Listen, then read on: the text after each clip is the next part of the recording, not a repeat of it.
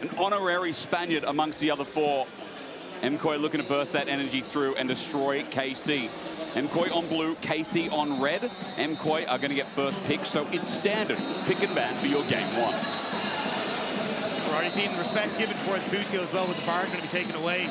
It looks like they're just... I'm kind of surprised, because honestly I expected the Rumble ban to come out from MKOI as a ban away from Canna, because it has been Myrwn who's kind of been more focused on those tank top lanes. It feels as though perhaps coming into game one, Canna is going to be on tank duty, given that that is the expectation. Maybe they want to save it for when they can first pick the Rumble for later in the series. But regardless, KOI respecting that Busio Bard. Yeah. We saw it have massive impact yesterday in game one. With the Nico now taken off the board, bot lane very much seems to be the focus between these two teams. Yeah, and I think it does open up then, Alvaro, to kind of go back towards those more engage-oriented picks, which the desk was talking about, saying, hey, he looks better, he feels better, he has more presence in the game when Alvaro is able to be on these playmaking champions. So it does open up that pool.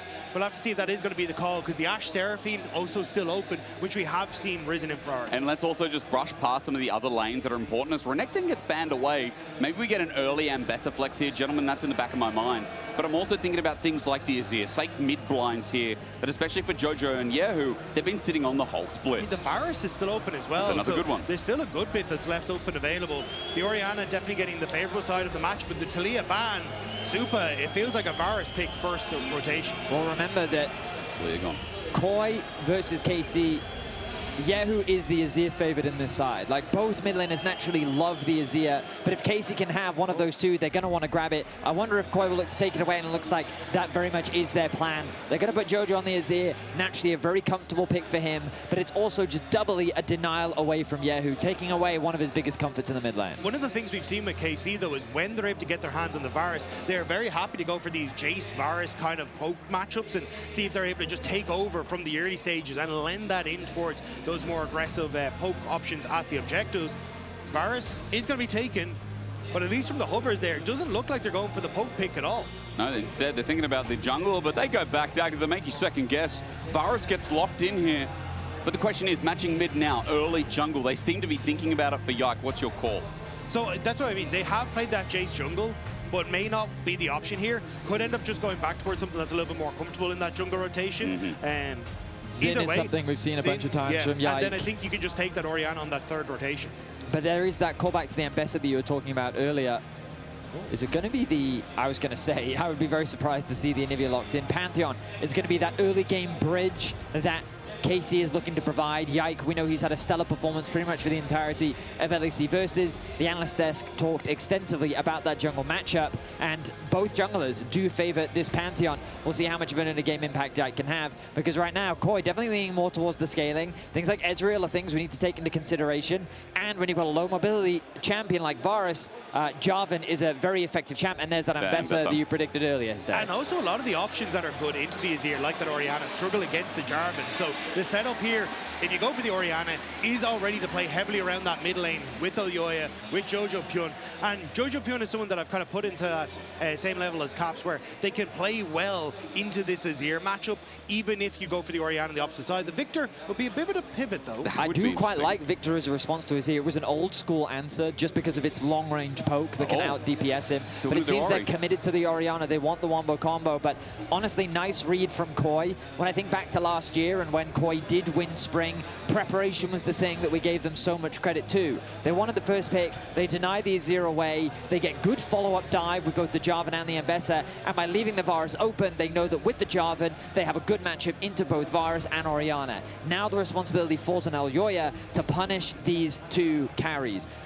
Take advantage of the flashless Orianna, especially once you hit that level 6. And that's why you can see on the opposite side, it's just about trying to ban away things that can be a detriment to this bottom side of the map. Make sure you can take control early. Corki Nami, very potent. Lucian Nami, very potent. So take out the Nami part of that equation. And also I think a Caitlyn ban wouldn't be the end of the world. I thought we might even see something like a Caitlyn Karma as an answer into the Varus, but it is actually going to be banned away, the Karma, by MKOI on the opposite side.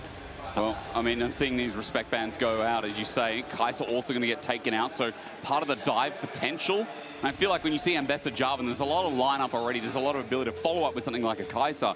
Smart ban here from KC to make sure the follow-up from Supa isn't one of those carries. I actually think we might be looking at an Ashe Seraphine from MKOI. Ashe good into Varus in the early stages, good utility. And again, you kind of get that push, especially with a lot of these enchanters being banned. Poppy, though. Does suggest something like a Rakan. Yeah. Maybe even a Rel.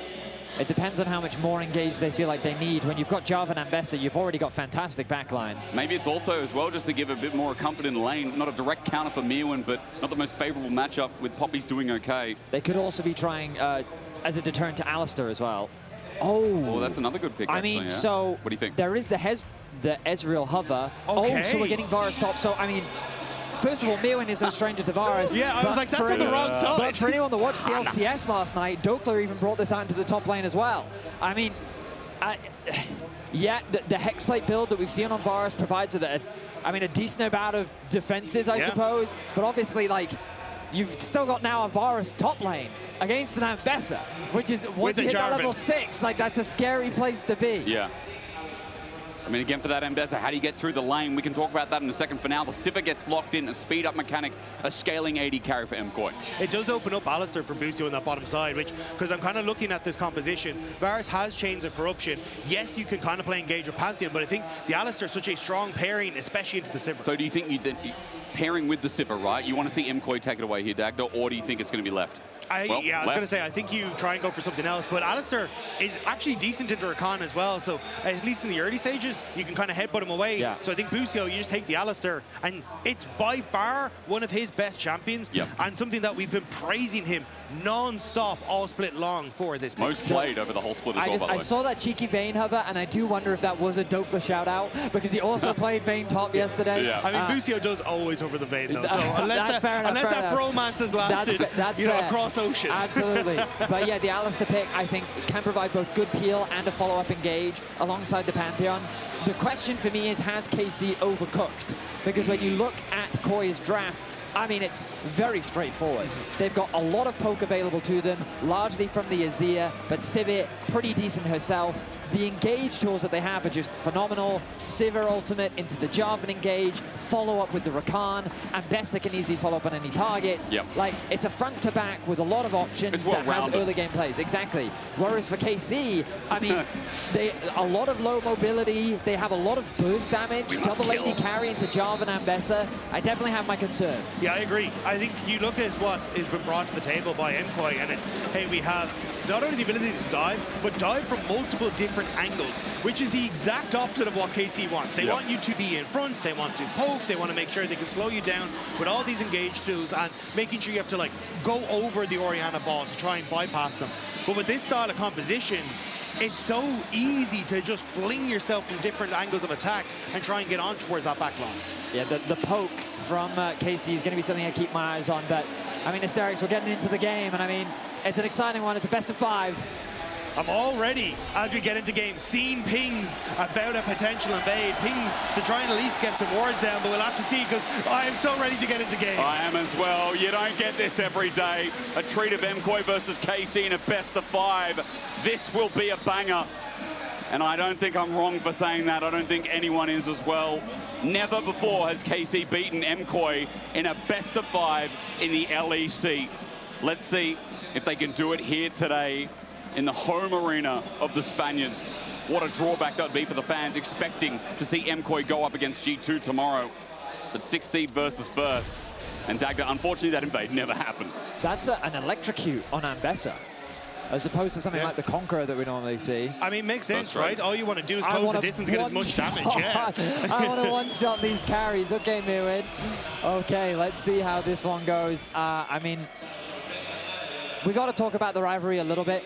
Like, when we look at the history of these two teams, when I was doing research into this last night, it surprised me how rarely these two teams actually met in the best-of series, because you'd expect them to have fought each other multiple times, but the way that the playoffs laid out didn't usually go that way. But when you look at the the head-to-head, it is ultimately KC favored, but in those two crucial best-of-5s, in the Spring Playoffs Round 1 and Spring Playoffs Round 3, that is where MKOI got the better of them. And oftentimes it is because of G2, right? One of Movistar KOI or KC runs the upper bracket, taking out G2, sending them down, and G2 tends to take out the other one before they can make it to that final. But this is clearly our top 3 now. This is clearly where you want to show that not only you belong there, but you can push further, and especially for Movistar KOI in Spain, this is such a huge achievement. And they've only lost against G2, right? Everyone else is up for grabs, so KC, the track record, definitely not in their favor when we're talking about these big games, when we're talking about home court advantage.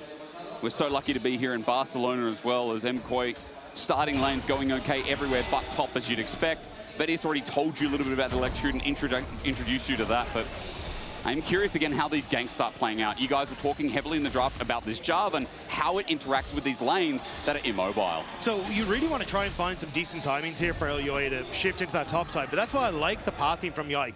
Move towards top so you can get the early wards into the enemy jungle and start to spot out exactly when Elyoya is going to be shifting towards that top side. Because especially as you start to tick over to level 6, Yike can use that ultimate to try and cover some of the plays on the top side, look to try and lock people down. It'll still be difficult against the dive of Ambessa and Jarvan, but I think that's where Yike is really going to have to be focused on protecting this Varus in the top lane. I also think that when you look, I don't think Yike has easy plays on the bot side of the map. That's not to say he doesn't have any plays, but I think that trying to actually just play through this Varus, especially once he gets 6, I can see you have a huge amount of kill threat on that top side, so I wouldn't be surprised if that very much becomes his game plan. As right now he hovers around the middle lane, mainly here to cover kyeahoo as he's pushing in Jojo underneath the tower. So far in this Azir Orianna matchup, we've seen it multiple times how Orianna can get early leads, can put a lot of pressure down in the 1v1, but level 6 is when Jojo will spring into action. He'll use that ultimate to burn the flash from kyeahoo, and then the Jarvan becomes a key figure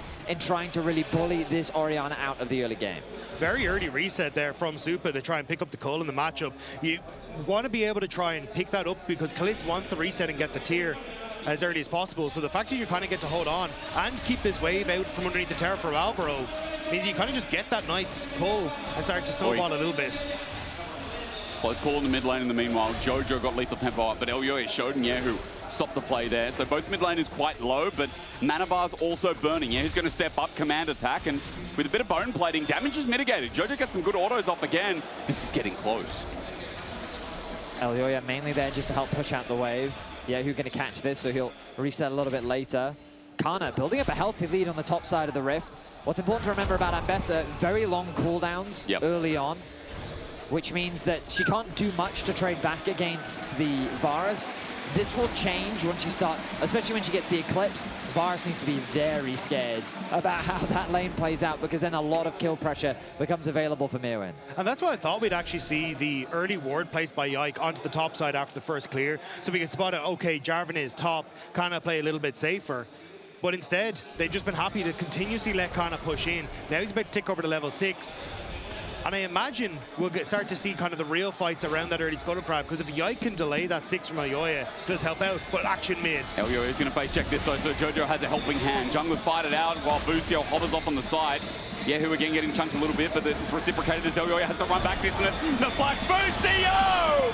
Yeah, they imported him for a reason as he does it again. He's in their heads already. We talked about Busio's Alistar. The mind games he has already played this split. And there, he reads Elyoya's flash and sets it up beautifully. Just a beautiful play from Busio in general. The fact that he was even there for that play at all this early on speaks to the testament of the draft that they put together. They have their jungler pathing away from bot side. They know that the Ezreal can play in the 1 versus 2. Yeah. He's not going to have any real kill threat, and so Busio's looking to be active on the map. He finds a nice early roam to cover mid lane, maybe look for a play onto Jojo, and that level 6, we talk so much about it, every mid laner knows that at level 6 you have to be super careful, and KC are there ready and prepared to stop the play from MKOI. they end up finding first blood, and now they've started off the dragon. And crucially, they didn't even have to really burn many of those key summoner spells. Like you were talking about, on kyeahoo, especially, that Orianna wants to hold on to it. Same with Yike for these engages. And now KC using the pressure mid and the pressure that Busio has created to set up for Dragon, get the early scuttle, and put MKOI on the backseat a little bit here. And put Yike up ahead. I mean, important when you guys are talking about the work he has to do, both in top and mid and pretty much every lane because of the draft. Yike getting ahead means he can get the rest of KC ahead and get the ball rolling. 1,000 gold lead, first Dragon of the game. He's going to go and go back to clearing his camps, probably passing towards the top lane naturally. And we'll see where the early game takes him next. I think Yike's going to miss that control ward that's just sitting on his blue buff. Oh, you reckon? I'm not sure if he's actually going to walk into that brush and check it. But right now, KOI seem to have full information as to what is happening. So yeah, he's not going to spot out that ward, and it's unlikely that he's going to go into that brush either now that he's cleared out his blue buff. So nice information gained. This could mean that Elyoya could consider a top lane play, knowing exactly where Yike is on the map. But of course, you've always got to be cautious of that grand starfall that can arrive at any moment. Gonna go back to base, and yeah, good information being garnered by KOI. Yep. Canna still, just the change of corruption coming back up off good end as well means that maybe you can try and make some sort of play in that top side as well, but we'll have to see exactly what the game plan is, because Canna doesn't have access to that TP, so any sort of aggressive play that does work out for MKOI is going to be doubly punished. And you look at Yike, already moving top side, that's where his camps are, but always the pressure point there if they want to try and make a play happen. And a quick check-in on top side as well. I mean, Canna is up in CS as we expect, isolated, doing fine in the lane. It is again about how he can envelop Myrwn a little bit more here on this pickaxe versus no back yet there for Canna. Must be sitting on quite a bit of gold. Oh, yeah. As he gets the push here, let's see if he makes it or just goes for the plating instead. Meanwhile, he's still fighting in the mid lane. Busio is back. Surprise, surprise. Busio does love to hover kyeahoo, as we've seen many games before. And he's finding great timing windows again to just move here. Doesn't really miss out on too much, as the early reset's not terrible on the Alistar, especially as you start to tick over to level 6. Oi. Oh, but that's the second chain of corruptions now. I believe it's gone wide from Canna. Well, it's a good sidestep from Myrwn, but yeah, Canna not hitting that means maybe a bit of a reprieve here. The top lane Ambessa. I mean, Myrwn reads the play nicely. He doesn't overcommit to his aggression, knows that the chain of corruption is back up, sidesteps it, and now the threat of an engage from him is very real, but I think he does need that support from his jungler. Of course, he does have an item advantage, so you'd think naturally that he'd be able to win out, but again, those long cooldowns in those early levels, with just a pickaxe in the extended fight, I imagine with a barrier as well, Canna would still win out on the fight. So I think Elyoya was just spotted on that ward in Tribrush just before it timed out. So information there for KC as to where Elyoya is. So you can look at where Yike immediately kind of looking for the invade, I believe just for vision, but may try and look for something on this top side. Maybe more. Grand Supa, we talked about all in. Jojo finds an engage there. Alvaro to receive as well. The damage is going to be interrupted, but here's Elyoya saving the day as Yike now has to back away, but 3 members there with catapults him down. Elyoya's right where he wants him as Yike flushes away. Busio here a little bit later, but MKOI initiate the play. KC get away from the play though, crucially. Again, focus on this mid lane is what we talked about. The Jarvan, the Azir, so good at punishing this Orianna if she has no flash. 2 for 2 though. KC have managed to hold on to that summoner spell for kyeahoo, and he manages to stay alive. How did he hold on to his flash with the Azir ulti? Busio saying, I'm on my way. And speaking of Busio... Quickness, shockwave, and there we go, the re-engage. Knockout's beautiful though, Elyoya may have set the play, but no, he's bursted down. Jojo first, Alvaro coming up next, Comet spear downtown, and Yike with 3 on the board makes Barcelona silent. I mean, Busio... How often do we have to sing this man's praises? A beautiful engage off the back of kyeahoo's shockwave, flash into headbutt pulverize, connects onto 2, Yike ultis in. They've turned their attention on the Supa, but I don't think there's much of a play here. And there was a brief moment where you thought, oh, the arrival of Elyoya means that they can turn this play around, but Jojo doesn't have his ult. Yeah. Like, they don't have any resources to turn that play around, and so KC ends up finding another 2 kills. Wait. A third chain of corruption, Oh, no. 0 for 3 so far. But really, KC left this draft saying, okay, KOI's plan is mid. And Busio and Yike have completely shut that plan down. I think it's a little harsh to call it mid. I think it was a good plan. It just hasn't been working out for them. But I think it's just been great. Busio again, this flash engage, the setup with that ultimate from kyeahoo, and then the immediate follow-up from Yike. And this all started because kyeahoo used the ultimate on the first trade. He actually popped the potion that you get a level 6 from the triple tonic to get as much damage as possible off that. Then they set up off the off that cooldown coming off again. Like, this is really well orchestrated by KC on just doubling down on some of these plays. I mean, Busio yesterday was highlighted, not just the Nami game, but really all 3 games it feels like he was pivotal. And we're saying this week by week. This is one of the biggest roster moves coming into LEC Versus, and I think now decidedly is the biggest, considering how he's performing in that bottom lane. Yike also getting some glaze here from our chat at home, but yeah, Busio deserves to be highlighted as he interrupts Alvaro again. Tramples there, looking for the auto, but won't find it. Alvaro just out of range, but I mean, these 2 supports are great, but right now it's hard to commit to saying anyone's better than Busio. He's just been absolutely phenomenal. Such a great pickup for KC. When they wanted to make changes to show that they belong at internationals, especially ones like Worlds, it was Busio that had a lot of the talking points. Everyone's shocked to see that he left FlyQuest to come across. But he is absolutely fantastic on this lineup. Everyone with a gold lead, bar the bottom lane. But Caliste right now is chilling, as Ezreal's do. And Supa is a Sivir who's just gotten some isolation time, but everyone else is up, 2,500 gold. But you're in a great spot here as KC. You spike off of one item really hard with the Ezreal, who's now just completed his Triforce. You have a Dusk and Dawn already on Canna as well, so opting in towards a much heavier kind of burst damage build. And kyeahoo has gone for Luden's Echo. He's not going for this like beefy Orianna. He's not going for this like Blackfire Torch. He wants to deal damage now, and it may be onto Alvaro. Well, it could be a good pick. Alvaro looking for the escape. Thanks to Scuttlecrab, he will find it. But Busio's not done yet. A deep ward here, a great angle, a blast cone. The red invaders on a control ward, rather blue.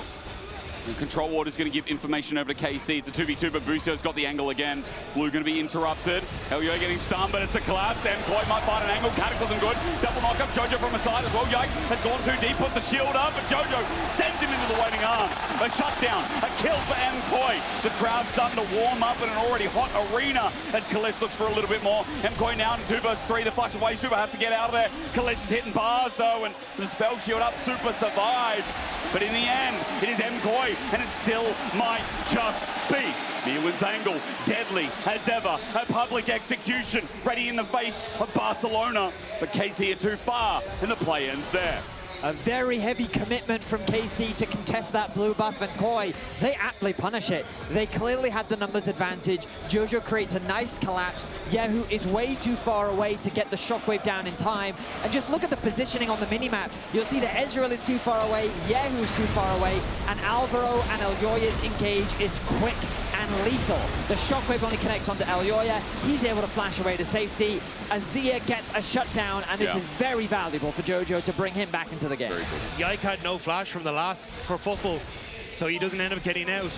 Meanwhile, that was happening though. There was plates and more taken in the mid lane by Canna as well, so trying to open up that gold lead at least in the top a little bit more, but here we go. 2-man pulverized, but Busio's by himself. He gets the trample. No one from KC there to follow up, just shows that he can do it. But regardless, for KC, pressure being added on. 35 seconds to a Herald. Topside will continue to be the priority. Looks like it. Varus doesn't have the TP available, so if he wants to contest, he has to do one of 2 things. He either needs to keep Myrwn in bot lane, or he needs to already look for a roam up towards mid. KOI, though, definitely starting to fight back. The goal difference largely maintained. Oh, here's the ult. Yeah, onto Supa, under turret. He doesn't have a chance to get out until Alvaro shows up and saves the day. Exhaust slows down Yike. He's at half HP as Jojo looks for an angle. He has an ulti of Elyoya. Flash Caliste can arcane shift away, but Jojo now thinking about what he can do as KC pull their ground. Unfortunate timing from Supa there. Just used the spell shield onto a Mystic shot from Caliste. So didn't have the follow-up. Still, though, Alvaro fishing. Rift Herald in their eyes. Movistar KOI don't want to give this one up. Bishop Raj onto Jojo, gets close. Busio again looking for another angle with Yike at his helm. Now with 1.5 items, his Pantheon still strong despite the shutdown. Herald has spawned, and KC look at dead in the eye. They're unwilling to give up any of this topside pressure as kyeahoo now walks in as well. Has to be careful. Elyoya's in range. They're not going to give up this ward without a fight. The Herald's going to be started off. Varus looking to go back to base. Will they actually be able to get it off, or will Myrwn interrupt it? Keeping my eyes on the mini-map. TP is available for Myrwn. He's ready to join. Yike is way too hesitant. He does not like this. He's about 50% HP. Yeah. Yeah, Busio was resetting on top, and they didn't really know exactly what was up for MKOI, especially as Alvaro ended up showing. So weren't fully sure. I think they were expecting Alvaro because he had no wards to try and reset on that play, but instead he kind of sticks around just to make sure he can use himself to spot out what KC were up to. I feel like this game has given us already a nice piece of action, but we're just waiting again for that Herald fight as a potential. Might be a split off with the Dragon number 3, because KC have already started building up an early soul.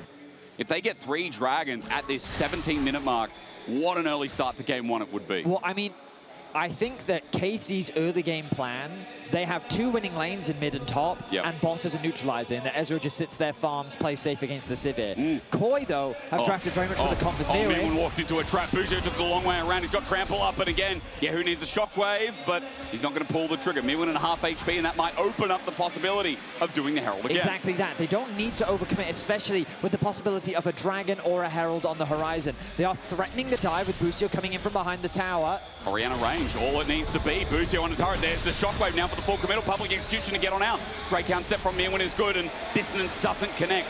Myrwn's going to have to go back, think about a TP, but the Herald will continue anyway. It'll be the Dragon trade. I think MKOI, the fact that you managed to survive that top lane play is great, because Myrwn mostly got to clear the wave. Now you're getting the first turret for Jojo, which is massive, because as Vedius was kind of alluding to there, like, this is a late game scaling MKOI, like Sivir and Azir later on. It's going to be huge. So you're happy enough. Yeah, you stall that early Dragon, you get some much needed gold into Azir. I think you're okay. Yeah, and that's the kind of greater point that I wanted to make, is that KOI find themselves even in gold, and not too long ago they were 2.5k down. Yeah. So KC's overextension has allowed for KOI to buy a little bit more time, get closer towards those items, and now for KC, this is where we get to see, did they overcook with their draft? Is this composition too difficult to execute against this comp from KOI that has Azir Sivir with a very effective front line and an easy to execute engage? And when we know as well that for MKOI, their 5v5s, they can be very explosive to their detriment, but they can also, it can also be some of their best work. So if they've got a 5v5 comp and they're able to stall out, maybe that Dragon was just what the doctor ordered. Gold now just about even, and Baron's coming up in 150 just for a reference point, but I want to really point out that Supa has been so chill in this early game, has been picking up plating, now has an Ivori Quick Blades, 2 item Sivir with a gold lead over Caliste. Feels pretty good for MKOI's bot lane. You can see that Yike doesn't really know where he needs to go right now. His camps are spawning in the bottom side of the map, but I'm pretty sure he was pinged out on that ward. So essentially what MKOI are saying is, hey, we could potentially go for a dive onto this top lane, onto this vulnerable Orianna. So Busio now looking to try and cover as Yike abandoning bot lane camps just to try and protect this Orianna in the side lane. Ring Blade connects, Herald's going to be used. KC trying to push the tempo up and get this game rolling once again. Canna's even moved in as well. Jojo's got push in bot. Who push in top? But Myrwn's walking down. MKOI need a bit of backup support. The only thing I will say is that Supa's able to clear these waves. If he can get access to the eye, Herald might have been stopped, but it won't indeed. Still, regardless, turret stays standing. MKOI have a bit of backup here with the structure still alive. Someone now needs to go and catch the bot lane wave that Jojo has pushed in. Remember that early on, kyeahoo had a nice lead, but Jojo's been able to nullify that, getting the first tower, comfortably sitting in side lanes. He's very close to completing the Shadow Flame, which looks to be his second item. Supa continues to push in these lanes and get gold wherever he can, extending his lead to 1.2k. And again, while the early game did look good for KC, they shut down the early game plan. KOI still find themselves in a very comfortable position here in game 1. Yeah, the only thing to keep your eyes on is just how many of these towers look like they're about to fall. Like, 1 plate on top, 1 plate on mid, 3 on the bottom side, at least healthy for MKOI. But if KC can get, access to these towers, which shouldn't be too difficult, it's where they can start to get some of that standing gold, especially as you're starting to teeter over towards things like that Dragon in 2 minutes time. That could be your second item completed for Karmine Corp. A lot of talk coming into this series about MKOI, jumping the gun, right? So far, we haven't really seen that calm, patient play, using the map well, getting plating again for Supa. Not overstepping, not giving Yike exactly what he wants. Now MKOI starting to encroach upon this topside vision. Giving free range to Myrwn, of course, on this Ambessa to push out and just receive the wave. As Alvaro doing the exact same thing, trying to get rid of some of the vision that KC are trying to encroach themselves on Baron. One of the things that I think we didn't talk much about is you're realizing now how much stronger KOI's side lanes are as well. The fact that they have a Sivir pushing in mid, that Ezreal just can't match the wave clear. Yeah. And then you've got an Azir and an Ambessa on side into a Varus and Orianna, where if the Jarvan shows up, you basically have to burn flash into either one of those matchups. True. So KC are very hesitant to push up through those side lanes, and they can't really contest the mid wave because they just don't have the same wave clear, which means that KOI, as we move into this mid game, just has way more agency to always move into the river first. And that's why when you look at the minimap, it's just blue city all across the river because of KOI's ability to control that space. Look at Busio here. He thinks he's showing, hey, I might have backup here. You have no idea where Yike is. He's got an ulti available and he's in the near. But Yike now walks on in. Ward protected for now, but Yike's just going to walk on up, try and take it himself. KC trying to use their pressure here. Ward finally down. As the onslaught for mid turrets, both very, very low. So let's pause. Maybe a mid lane on 1v1. Shockwave comes on in. Onto Jojo, half HP, shifting sands away. Kyeahoo still has him under his wing. Looking for another command attack with a dissonance under it. Flash there, and Yike brings in the stars. But as he falls down, it's a back from Jojo and not cancelled in time. That's enough, though, for them to get this bottom lane turret. Counterplay, though, looking at mid lane here for MKOI. Maybe Alvaro with the angle has the quickness up and available and a flash. No summoners really burned in the past 5 minutes, so here we go. Teleporting response. KC are going to be there, but quickness first. Onto Yike. Jojo's going to auto away. Meanwhile, Busio is by himself. He pulls the Unbreakable Will, and he is surviving. Yes, that is a balanced ultimate, but look at Supa. Maybe even better. MKOI collapse and a rough transcorruption from Canna, though, as he kites it on back. But again, they're immobile. So easy to chase down as Canna misses again. Caliste, true shot barrage.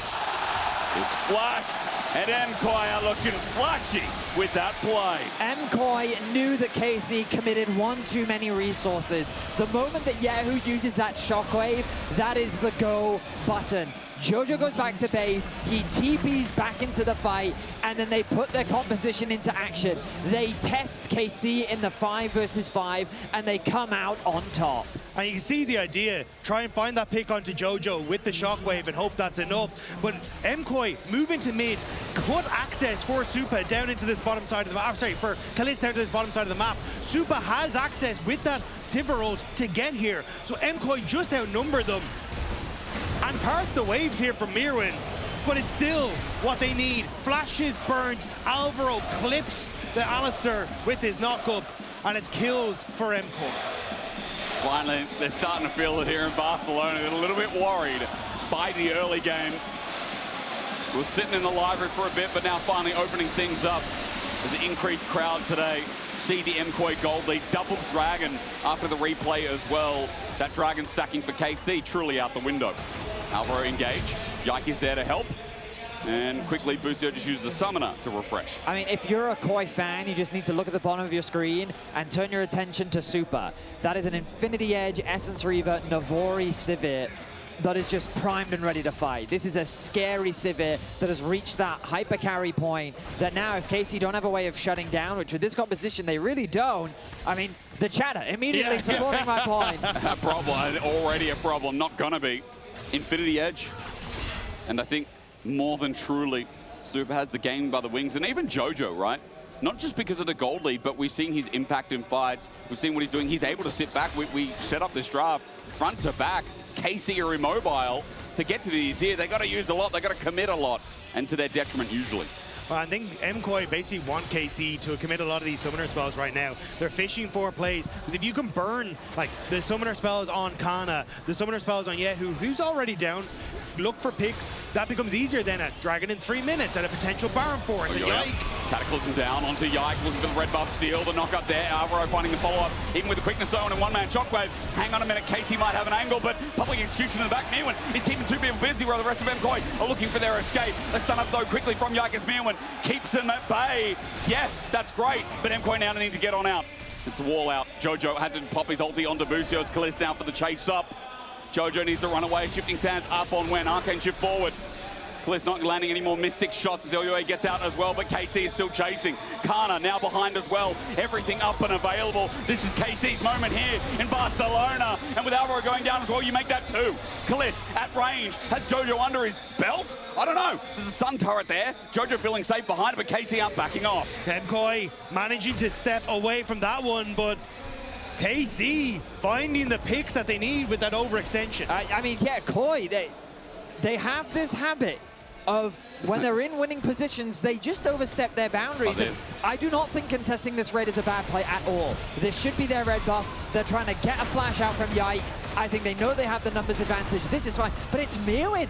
Look, the rest of the fight is happening on the top side. He goes for a 1v1 against Caliste and he isolates himself. Now KOI realize that they're way too deep. They're sticking around, seeing if they can maybe offer a helping hand, and they get chased down by KC.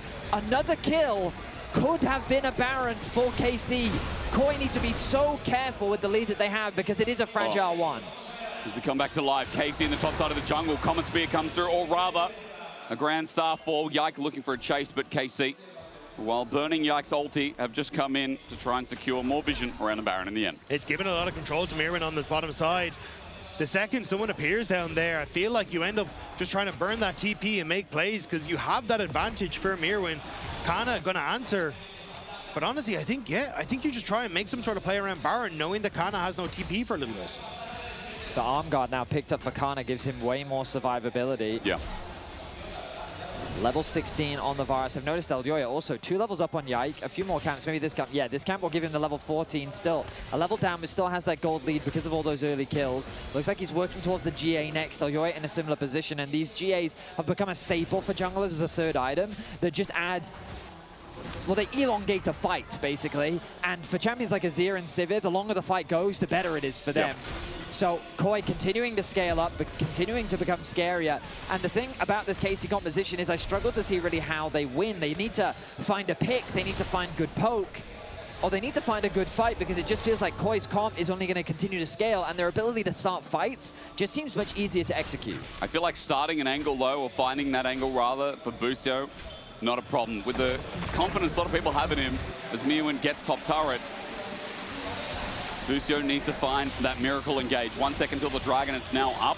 Remember, Baron's always a flexibility, but this is third Drake, this is leverage moving into the late game. KC started off, MKOI say, okay, we're gonna start the Baron. Myrwn's also up here. It's a bit of a handshake, but how quickly is Dragon going down? Because Baron, not so much. They're keeping them in the area. Jojo keeping his interest. Myrwn flashed away, hang on. Caliste still going to follow it up. Busio sets up that engage, now looks towards the Baron. 4K, MKOI have to get it and get on out real quick. Smite's going to come down, so yes, it's going to go down, but Caliste is taking on Myrwn. Yike shift in his face, Caliste does it again! Every damn time this kid decides to play Ezreal, he hops on the spot and ints it down. Chains Corruption dodge away from MKOI, and yeah, okay, they got Caliste and they got the Baron. They're looking for more. They want to eat their cake as well as Busio gets knocked in the air. Auto attack from Supa, a flag and drag, and KC, any chance in this game in the Spanish crowd is thrown down in the ground. KC are crumbling. KOI make the Baron call, and they crush the fight. They crush KC.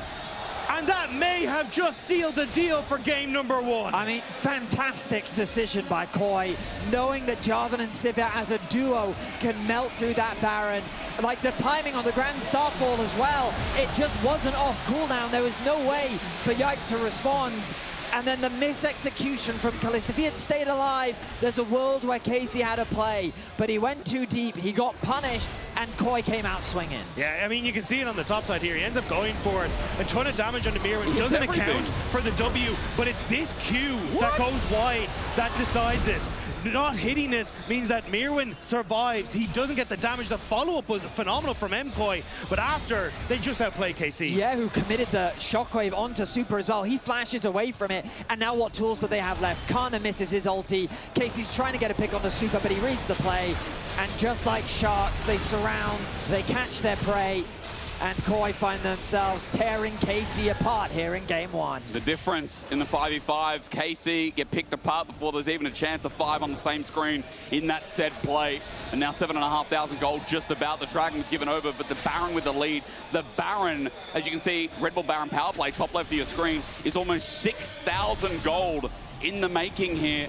Another minute to go for this onslaught to continue. Yeah, and if you want to just look at the bottom of your screen, every single lane for MKOI now winning, everything in their favor.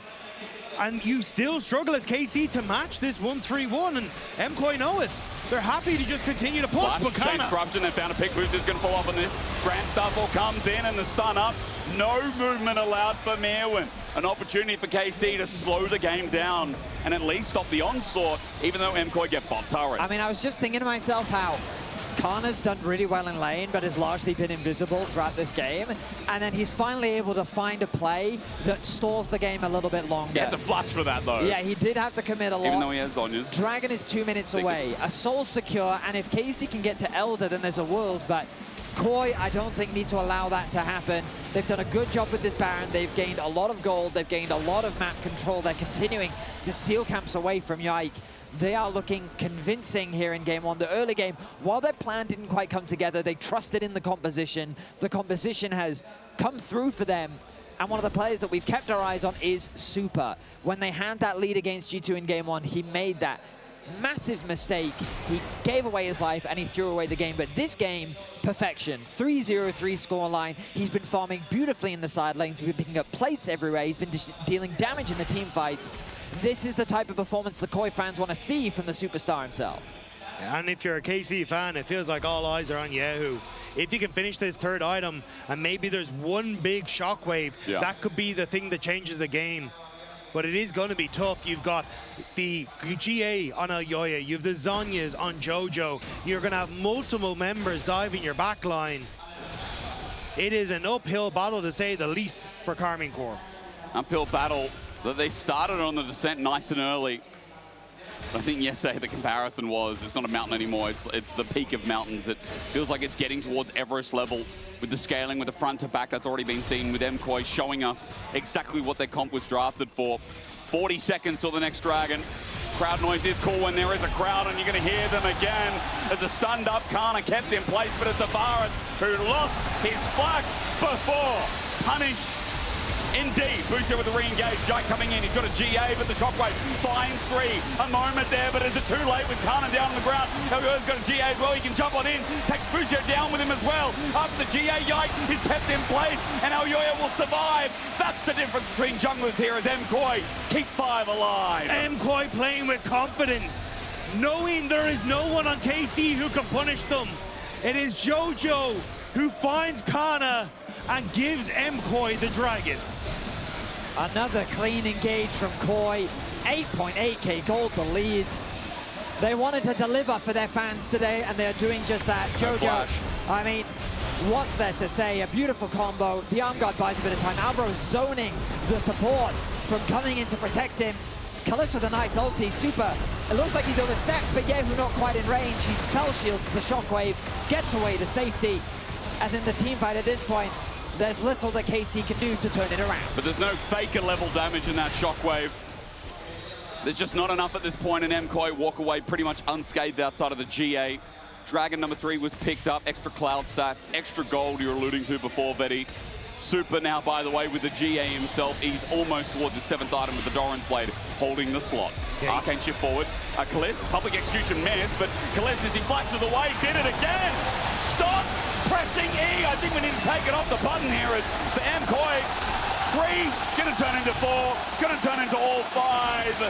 The AD carry from France is getting a taste of the medicine from Supa. kyeahoo shockwave couldn't find the stall, and MKOI run over KC. It looked like a dire early game, but Movistar KOI come back in game number 1. One step away from moving towards the finals and getting their revenge against G2. MKOI are feeling it, and their comp was superb.